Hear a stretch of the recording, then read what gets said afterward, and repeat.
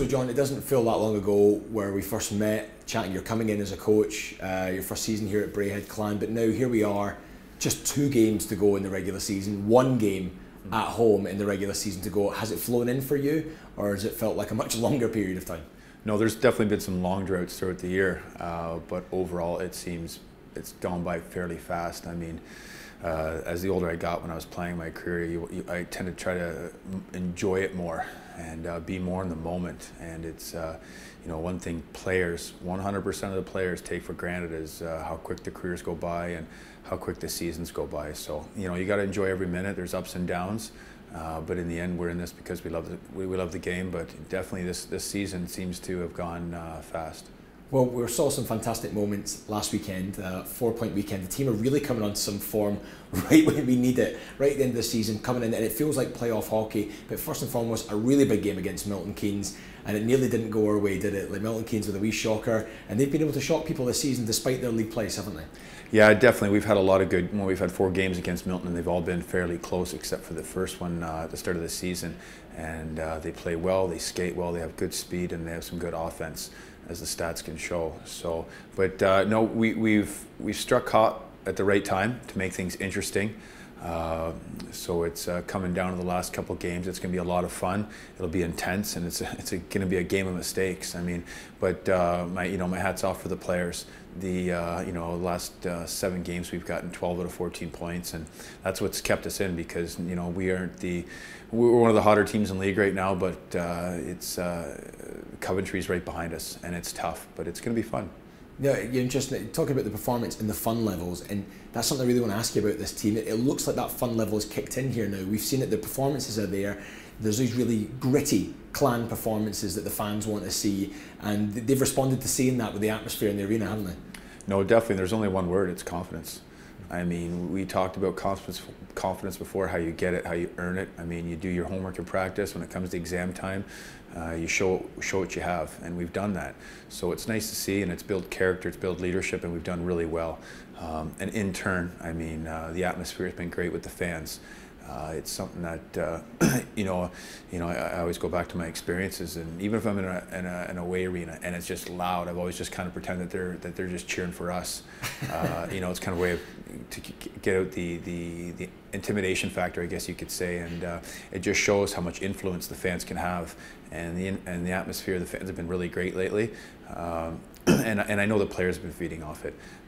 No doubt. I mean, if you get a goal and the fans are screaming and you're like, all right, let's go, fellas, it's a good feeling. And I mean, look good, feel good, play good. And it all ties into one. And it's been great. And we only have 1 home game left, and it's still hard to believe.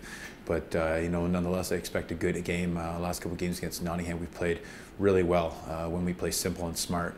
And so it's all in all, it's been good, and I love the atmosphere, and it's great to see all the purple jerseys out there and supporting everybody. So it's interesting, John. I want to ask, because you cut a very stoic and focused figure on the bench as well. But does the atmosphere get to you at times like that? With big comebacks and things like that against Milton Keynes Lightning, and big results in that game, obviously against Manchester Storm, just missing out on that. How do you keep control? How do you keep focus when all that's going on around you? Do you get that buzz as well? Well, I do a lot of screaming inside. I've learned to hold my emotions somewhat. But we've seen it come out too. You do a lot of screaming outside the body as well, particularly at officials and maybe a couple of guys coming back on the bench. Yeah, and sometimes there's always a method to madness, just trying to get everyone a little upbeat. But no, it's definitely emotional, and you got to know how to control it. When you score a goal, you don't want to get too high. When you get a goal scored against you, don't want to get too low. We always say stay even keel, and it's something that's very important in sport, because there's so much mentality side of the sport. You have to be careful. I mean, if you get too aggressive and too high, then the teams will sneak up on you and score some quick goals. So it's just about steady Eddie and seeing the job through. So I guess emotion, in a sense, is maybe not the right word, but passion certainly coming into this game against the Nottingham Panthers. Obviously, there's always that little bit of nip in this fixture, with the ownership group being the same. Panthers haven't had a great season themselves. Corey Nielsen, I know, a coach that you know very well, someone you talked to before coming into this league. He's going to make his mark again. He's made a fantastic mark, but it's a big game for him. How important is this game this weekend, and especially with Coventry just so close? It's neck and neck. Yeah, well, there's no doubt, no need to speak of the importance. I mean, and being that we're playing like I guess you can say our bigger brother is, it should be a good matchup. Some people say big sister. I think big sister. I love it.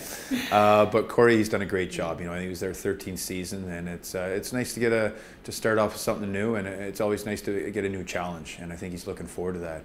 But you know, what I've noticed as time's coming down is the ship is it's starting to run by itself here.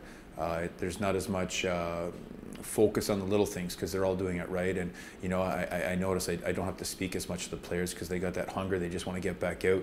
They probably don't want to hear me talking all the time, but which is nice to see. If they don't want to hear you talking, you know, as long as it's in the right way, they're focused and they just want to get out and get on the path and win a game. So for a coach, it makes it easy, but it's tough getting there sometimes and getting to that point. You know, we could have gone totally other way, but we haven't. And together, you know, with the players, the fans, the organization, we're all pulling together. And I don't see any reason why we shouldn't be playing in the playoffs next week. I'm going to ask you a really tough question now. I know it's difficult for coaches to single out particular players and what have you, but from a coaching perspective, you must take great pride in seeing certain performances completely turned around. I mean, one that springs to mind was Cameron Burt. From the start of the season, many of the fans were questioning him, and now there probably isn't a fan in the building that wouldn't, you know, admire his skating ability and the offense he creates. Jacob Dottie's another one who's created the points production recently, and Adam Brace now is shot up to be the Clan's second top point scorer.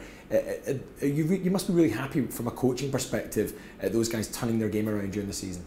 No, 100%.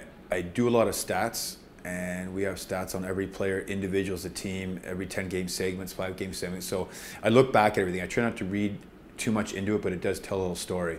And you know, I have my little graph charts of how the players are doing through each month. And you know, consistently our players were Brendan Brooks and Tyler Schofield. There's, I think, the one down part we had a lot of injuries and going through a hard time was December, but November we did really well. September we didn't start out strong, but everyone's graph has gone naturally up. And it's not just one player, it's every player. And I mean, we've talked about before, there's no passengers. Everybody brings something to the table, whether it's 20 minutes a game or 5 minutes a game. We need that 5-minute player to do his job, whether it's get the puck deep, buy some time for the offensive player. So it's so important on how many different elements there are to a team. And if you have one guy out, then it just causes extra energy for the other guys to spend to make up for it. And they have to concentrate on their own job. So that's why we need everybody on board. When something falls apart, then you know, we got to pull together and hold each other accountable. Well, that sounds good. We're looking forward to an extremely, hopefully not too nervous, but certainly really exciting weekend. Best of luck. Thanks, Sean. Thank you.